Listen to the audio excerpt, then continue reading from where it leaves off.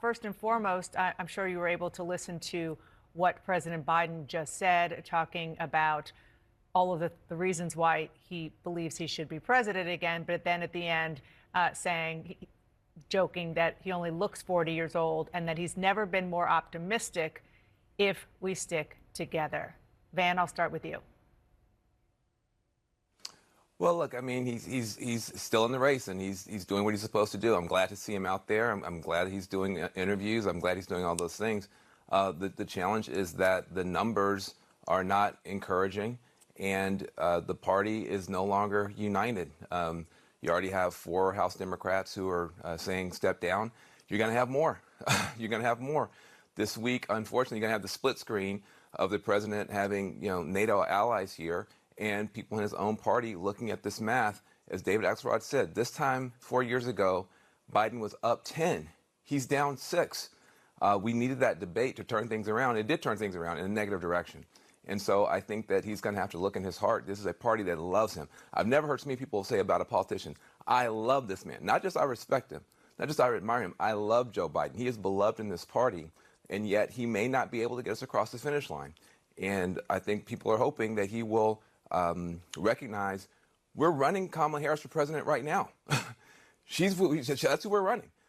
Nobody believes Joe Biden's going to be president in 4 years. And so we're in the worst possible world because she can't defend herself. She has to defend him. We can't defend her. We have to defend him.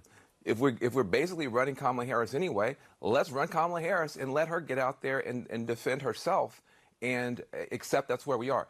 The reality is we are running Kamala Harris for president one way or the other. I'd rather run her for president in the strongest way rather than the weakest way. Yeah, I can say a lot about Van Jones, but I believe this man actually believes what he's saying, right? And he's coming out and he said, "Oh, I never heard a politician say they love Biden so much," right? The Democrats really are pushing hard for Biden to step aside. There's just no way or ifs about it, right? And I find it funny how a lot of Democrats on X are complaining about the coverage that Biden is getting, and Brian Seller, well, sorry, I think that's his name, the one that Van Jones is going to argue in this video that I'm about to show you. He says this is a waste of energy. Covering Biden is a waste of energy because he believes Biden will still remain the nominee. And Democrats all around X, it seems like, and even in my private life, are mad at the fact that Biden is getting so much coverage compared to Trump. And I'm looking at them like, yo, half the year was just about Trump. Like everything was Trump. January Trump, February Trump, March Trump. First, it was them trying to remove him off the ballot and the whole media coverage surrounding that. Then it was the trials where he was getting off, things got delayed, and then the hush money trial came in. That was wall-to-wall coverage for weeks, months. The aftermath of that, everything was about Trump for like 6 months of the year. Then now, Biden gets a week of coverage. Democrats mad. Democrats are saying, "Oh, MSNBC is covering for Trump. Oh yeah, they love Trump so much." A institution, a profession that's majority liberal, leans left. Registered majority of them are registered Democrats. Yeah, they love Trump, all right. Okay. These people, bro, they're so used to special treatment, they don't know what equality feels like. And I will bet you, I don't have any data to back up this opinion of mine. I bet you if you look at the amount of negative coverage each candidate gets compared to Trump and Biden, you'll see that the media covers Trump mostly in a negative light. But your guy gets, what, 1 week going on 2 weeks of negative coverage, and y'all crying online. Liberals, bruh, y'all be doing it to yourselves, right? But hey, I digress. Democrat pollster calls on Biden to resign now after incoherent stepping off of this interview. This interview was the one that came right like a day after Independence Day, where Biden is trying to come out more publicly. You saw from the intro, Van Jones giving the reality check of the Biden campaign is essentially, hey, many Democrats believe that Biden's putting himself over the needs of the party. One thing that you have to realize about Biden's coalition, no one really, for the most part, there's a sizable minority in his coalition that supports him. And this is who you're seeing right now. And then you see a larger portion of his coalition who are just anti-Trump. And the threat to democracy stick or talking point is used to continue galvanizing them to stay with Biden. But he's losing that group. These are the people who are calling for him to drop out, to resign. That's that coalition. The anti-Trump coalition in the Democratic Party is what's calling Joe Biden to step down. But I think I did enough rambling. Let's check out this clip. Did you ever watch the debate afterwards? I don't think I did, no. Well, what I want to get at is what were you experiencing as you were going through the debate? Did you know how badly it was going? Yeah, look, the whole way I prepared, nobody's fault, mine. Nobody's fault but mine. I prepared what I usually would do, sitting down, as I did come back with foreign leaders or the National Security Council, for explicit detail. And I realized about partway through that, you know, I get quoted, the New York Times had me down at 10 points before the debate, 9 now, or whatever the hell it is. The fact of the matter is that what I looked at is that he also lied 28 times. The way the debate ran, not my fault, nobody else's fault. No one else's fault. But it seemed like you were having trouble from the first question in, even before he spoke. Well, I just had a bad night. And if you stay in and Trump is elected and everything you're warning about comes to pass, how will you feel in January? I feel as long as I gave it my all and I did the goodest job as I know I can do. That's what this is about. Now, the entire thesis of the campaign was democracy's on the ballot. And when George Stephanopoulos asked him, well, if you lose and all these bad things come to pass, will you be okay with that? And he said, well, as long as we gave it our all. Now, if I was a Democrat who's hasn't blinked since January of 2017, or one of these never-Trumpers who's worried about all this, and I heard Joe Biden admit that it's all just a facade, that it's all just a talking point, I would be freaked out right now to find out there's no animating issue for this campaign. It's just a grift. I mean, just more news keeps coming out. Biden official gives radio station questions that could ask Biden during interviews. They complied, right? And this is something we felt like politicians always do behind the scenes, right? In the interview, they say, I told him he can ask me any question. But in reality, he's been fed a script. A radio host that exposed the story also got fired, or she stepped down, right? Oh, sorry. Black radio host parts ways with Philly station over the use of Biden's campaign's prepared questions in interview with president, right?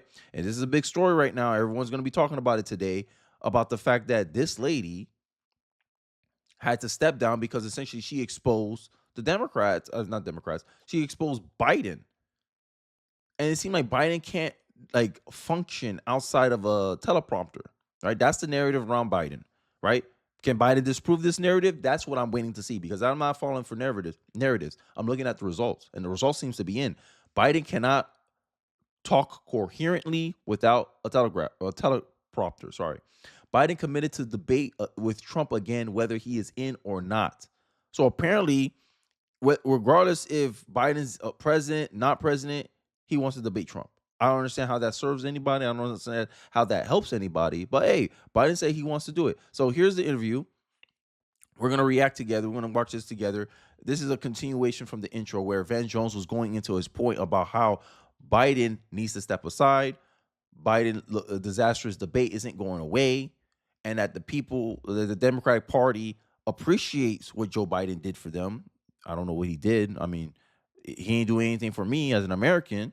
All I know is my cost of living is 50% higher compared to 2021. That's all I know. But hey, he did a lot for this party, says Van Jones.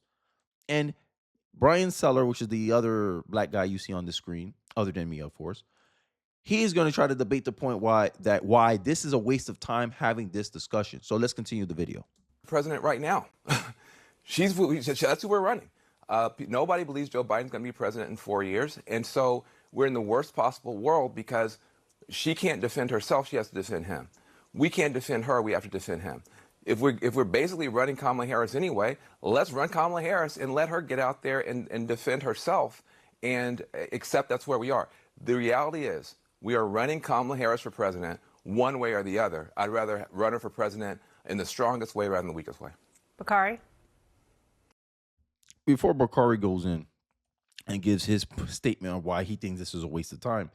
I want to highlight the fact that the reason why it's strongly Kamala is the fact that if it's Kamala, they can still keep all the funds raised to this point so far. If they run someone completely outside of the Biden Harrison ticket, I believe they'll have to refund all those donations. But I don't see how it's not going to be hard for the next candidate to really get all those funds back, even if it's outside of Harris. But this is some of the argument why people think, hey, Harris should be the front runner. Harris should be the person, because then they get to keep all their campaign finances and they don't have to like redo the donation cycle all over again to get them prepped. This is one of the kind of the trade-offs that I mentioned about swapping out Biden, is the fact that whoever's the candidate is, they got to start from scratch. But Kamala is kind of already nationally known, and Kamala's already getting some attacks. She's being called the first DEI president, which is a fact, because Joe Biden, don't get mad. Don't get mad. I know. Don't get mad in the comment section.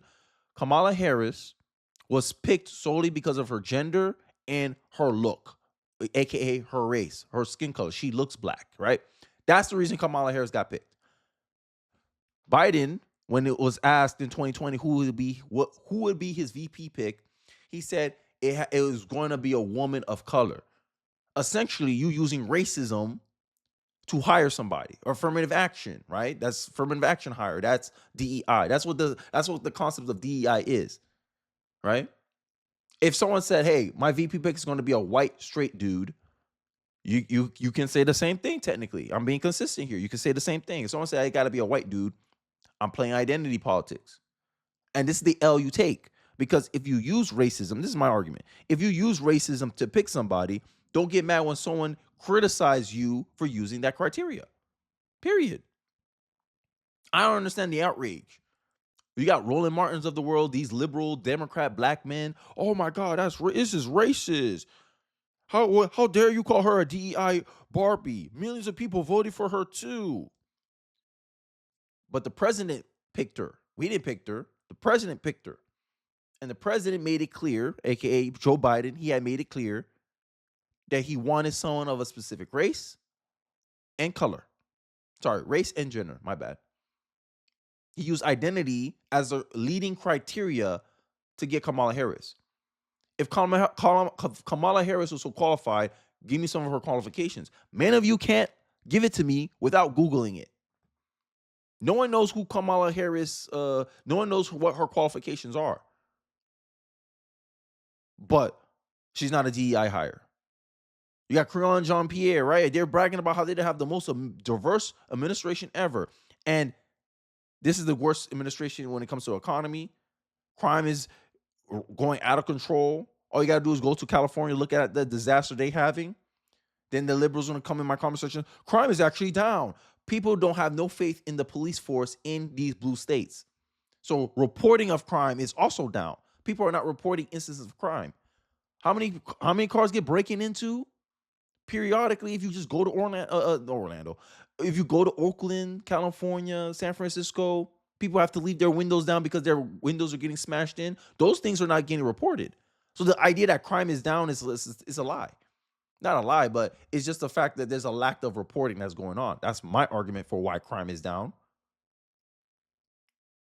But, everyone loves Joe Biden. No, I think Democratic elites love Joe Biden because he got the guy. He got the guy. And that's the problem with the Democratic platform. It seems like it's only focused on Trump, not what it's not really focusing on the issues. But, I digress. Let's go back to Seller and see what he has to say. Yeah, no, I mean, I think that my good friends David Axelrod and Van Jones are articulating very good points. The fact is that's just not where we are. And we are in a position right now where Joe Biden is the president of the United States and Joe Biden is running for re-election. Everything else is conjecture. I was at Essence this weekend with Kamala Harris. I was with her a couple of weeks ago. The vibes were what the vibes were. They were high, enthusiastic, not just about the vice president, but about going out and voting. And I think what people are missing outside of DC or when you're talking to other journalists is that when you go out into the streets of America, I was fishing and caught about 8 crappie last week in Orangeburg County with my good friend Jared Lodeholt and his uncle. And we were just sitting back there having a conversation, just a group of black men. And everybody was resigned to the fact that, look, we're going to go out and do what we have to do and vote for Joe Biden, because I think that people miss the mark when they make this about Joe Biden versus Donald Trump. Because for many of us who find our communities in a place of survival so often, you're not voting for the man. You're voting for the ideals. Okay. And then I'm gonna stop him there, right? I just made that point too. I agree with that point. Hey, the media's too focused on Donald Trump, Biden, personalities, this, and he's talking about the ideals. Okay. Trump is running on this ideal that, hey, we all America. Hey, this country, we all got to deal with the aftermath of what happens here. If you keep letting illegals come here, if you give illegals voting rights, which is what it seemed like the Democrats are defending, right?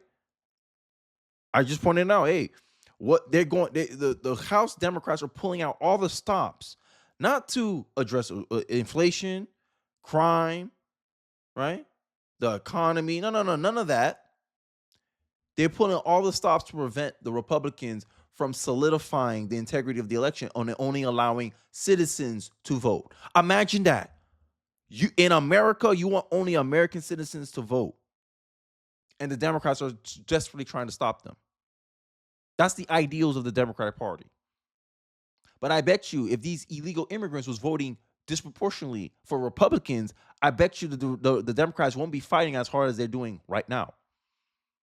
Conflict of interest here. And I already made the point about the inflation. Black people, y'all always claim about how y'all disproportionately in poverty, right? How can you vote for a guy who the results are in? Inflation was higher the minute this man became president. And then he tries to blame corporations. No, inflation only comes from government spending. Because government is putting itself into debt to provide government programs, all these subsidies that you claim that you benefit from. But in the long term, it's destroying the country. You have this guy forgiving student loan debt that doesn't really help black men. I don't understand what ideals black men are going to get out of Biden. But hey, I guess if the black woman's voting for them, black men going to vote for him too, right? This is the stuff I point out. What ideals are you talking about? The ideals that you need the government to help you? As a conservative, I see the government as more as part of the problem than the solution. And as a Democrat or a liberal black man sees the government more as the solution than the problem. That's the difference of perspective that I am coming from compared to the average black man, right? Because majority of black men still vote Democrat, probably will still vote Democrat. But I think there's a sizable minority that's coming up right now in the black community, and I believe I represent that voice. But I digress. Let's continue hearing Bakari out. You're voting for the administration. You're voting for the things they can push forth. And so I'll let others have the conjecture about the gamesmanship and of who's going to be the nominee and when and where. I have to live in the reality that Joe Biden is the nominee now, and he looks to be the nominee for the future. And he's going to be our horse in November. I mean, we can have all those other conversations, but right now, I've had conversations with people who are running the convention. I've had conversations with people who are DNC members. He's not going anywhere. I've had conversations with the White House. He's not going anywhere. And so we need to either choose Donald Trump, choose Joe Biden, or choose the couch. Everything else is somewhat wasted energy. Van, we have about 50 seconds left. Go for it. Respond, please. I do see it differently in terms of, I'm also talking to people on the ground, including places like Michigan, which is must win. I can't find a single person who wants Joe Biden to stay on the ticket, and I'm looking. People, yes, there are people. Wow, what a good point. I mean, I'm in Florida, so I could be speaking from anecdotal evidence, but I've not seen a Biden-Harris thing at all on Florida. And whenever I drive in the rural areas of where I live at, I find RFK signs out on the thing. I find more RFK signage on the yard than I find Biden Harrison on the yards of Florida. Now I see some. I have to go to like Orlando or something. I can find some over there. But whenever I go anywhere else, I don't find Biden Harris signage around my neighborhood or in other parts of my neighborhood. But I can find RFK, Kennedy, Shannon, 2024. I can find those signs out, but I can't find a Biden sign to save my life. So I don't understand what's the point of running when it seemed like your chances of winning shrinks every day, every interview that you do, Joe Biden.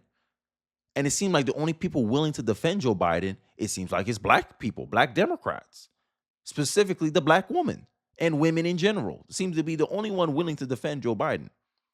But every logical, pragmatic strategist is saying swap Biden out. There's odds now that like 57% of people believe Joe Biden won't be the guy by November.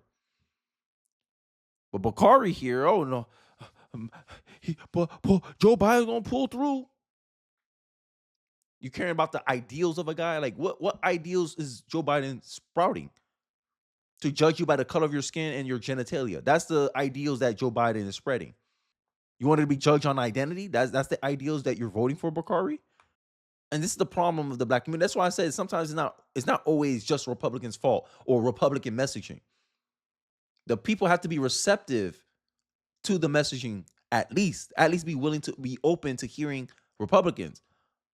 Black America has been hostile to Republicans. I don't know why. I think it's due to years of voting Democrat, years of generations of Democrats telling black people that you have to vote Democrat because of your skin color. That if a Republican comes up and trying to make a pitch, they don't want to hear it. They boo him. They'll boo you, disparage you. Oh, especially if you're a black man. Oh, well, they're very hostile to you, calling you all kinds of names. But they don't got an argument though. This is the reality. This is the state of a black America. Black politics. It's not really black politics. It's black Democrat politics. Because at the end of the day, I'm a minority in my own community. But when I voice my opinions, no one want to hear it. But then the black America want their opinions heard, even though they're a minority. But they're playing the same game that they claim the white people or the system plays against them. They're doing it to the same they're doing it to black conservatives as well. We point out, hey, you got blind spots. They pretend they don't. You're being bamboozled, hoodwinked, led astray. You're drinking that Democratic Biden juice. All these, I'm paraphrasing what's been told to me. Oh, Kenny, you're part of a mega cult. How? I gave you my reasons for why I'm voting Donald Trump. He did better on the economy, and that's my priority number one for me. Inflation. Look at the cost of living. Black people, you can't afford Biden, but y'all want to vote for him anyway. That's the ideals you fighting for? Higher inflation, illegals getting more benefits than you being replaced. I saw a clip, Umar Johnson, who's supposed to be this pro-black intellectual online. He finally came to the realization that, damn, these people replacing us with these illegals. I was like, wow, it took you long enough. And then he went on to say that black people are too dependent on the Democratic Party. The Democrats have no incentive to actually change or help or the situation in the black community. Because if the black community stays the same, they're guaranteed to get 80 to 90% of your vote. Therefore, in my argument as a conservative, is Democrats have no incentive. Democrats have no motive to actually benefit or better your situation. Because if you stay the same, they're guaranteed to get your vote. So the best they can do is make you comfortable in your position. That's why they pander to you. That's why they kiss your butt every 4 years, to make you feel comfortable in this position, so they don't have to really do anything to progress your people. This is what happened. This is my argument against why voting Democrat consistently and at such a large percentage hurts you, because Democrats feel like they don't have to try beyond that to get your vote. And then you're going to be the same people mad about you're in an abusive relationship with the Democratic Party, but you don't want to do anything to actually change it, because change relies outside of your comfort zone. If you want change, vote Republican. Change is outside of your comfort zone. If you keep doing the same thing over and over and over and over again, you keep voting for the same party over and over and over again for 50 plus years, and you see that the negative effects of their policies, inflation didn't start happening until Joe Biden started going into office, started rewriting all the Trump stuff, pushed his own stimulus package when you didn't need that stimulus package, which was designated as the number one contributor to the inflation that we got in 2022. The highest inflation in 40 years happened under Joe Biden's administration, not Trump. And then he tried to blame inflation on Trump. I came in at 9%. Lie. Inflation was at under 2% when Joe Biden came into office. But black people, that's who y'all wanted to vote for, right? That's your guy. You ain't. If you're struggling to decide between me or Donald Trump, you ain't black. That's your guy. I'll let Van Jones finish it off, and then I give my final thoughts. People who realize if it comes down to it, I'll vote for a wet Elmo doll and running with a dead skunk over Trump. I think a lot of people are going to do that. But until our convention happens and he is the formal nominee, I think it's important for a mature party to look at these numbers, to look at his performance, and make sure we're putting if the party decides that our best foot is Joe Biden, I'll be right there. But that decision has not been made yet. And I think it's healthy for a party. We're not a cult. We're not the Republicans. We can't have this debate, and we should. I like how he had to throw in, oh, we're not a cult. We're not like the Republicans, but you are. You just finished explaining to me why Biden can't be the guy. But if the Democratic Party says, no, Biden's the guy, you're going to fall right in line and vote for him? But you're not a cult, Van Jones says. In the Republican Party, we hosted an actual primary. You know something you Democrats are supposed to do, but you didn't? Democrats say, hey, Biden's the guy. We ain't holding no primaries. We ain't holding no debates. Even though we have a guy called RFK polling at 22% in our party, we ain't holding no debates. Joe Biden's our guy. We're going to stick behind our guy. But you call the Republican Party a cult. Pot calling the kettle black. Let me hear your thoughts in the comment section below. What you guys think about this whole discussion between Van Jones, all the negative stories that's been coming out against Biden, the fact that Democrats online are pissed off that Biden is getting so much attention that they say, hey, it's been 2 weeks since we started talking about Donald Trump. I would like to hear all of it in the comment section below. Don't forget to like, comment, subscribe. I really do appreciate you guys watching to the end of the video. And I'll catch you guys on the next one. Peace.